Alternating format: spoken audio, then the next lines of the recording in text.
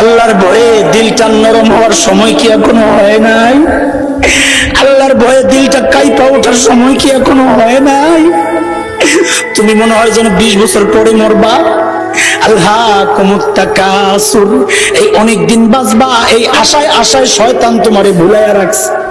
আল্লাহ ভুলাইয়া দিছে, মৃত্যু ভুলাইয়া দিছে। আল্লাহর নবী এই জন্য বলেছেন আকসিরু যিকরা হাযিমিল লাজ্জাতাল মাউত, যেই জিনিস তোমার এই আনন্দ আর এই পরিকল্পনাকে শেষ করে দেয়, তুমি বেশি বেশি ওই মৃত্যুকে বেশি বেশি স্মরণ করো। মৃত্যুকে বেশি বেশি স্মরণ করো যে এই মুহূর্তে আমি মারা যাব। নামাজে যখন দাঁড়াও তখন চিন্তা করবা সালাম ফিরানোর পরই মালাকুল মউত আমারে ধরবে। আরে যখন ঘুমাইতে যাও এই নিয়তেই ঘুমাবা, এই ঘুমের পর আমি আর কোনোদিন উঠবো না। ঘর থেকে যখন বের হও, বের হওয়ার সময় চিন্তা করবা আমি আর কোনোদিন ঘরে ফেরত আসবো না।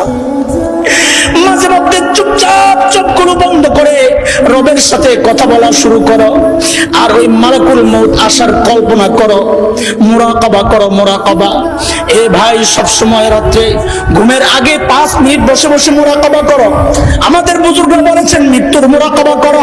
চুপচাপ চোখ বন্ধ করে শুয়ে থাকো অথবা বসে বসে চিন্তা করো মালাকুল মউত আমার ঘরে হাজির।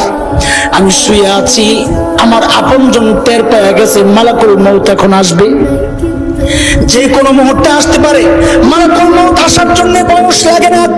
আমি যখন শিশু ছিলাম মালাকুল মউত আমার পেছনে দাঁড়ানো, আমি শৈশব থেকে কৈশোরে মালাকুল মউত আমার পেছনে দাঁড়ানো, আমি কৈশোর থেকে যৌবনে মালাকুল মউত আমার পেছনে দাঁড়ানো।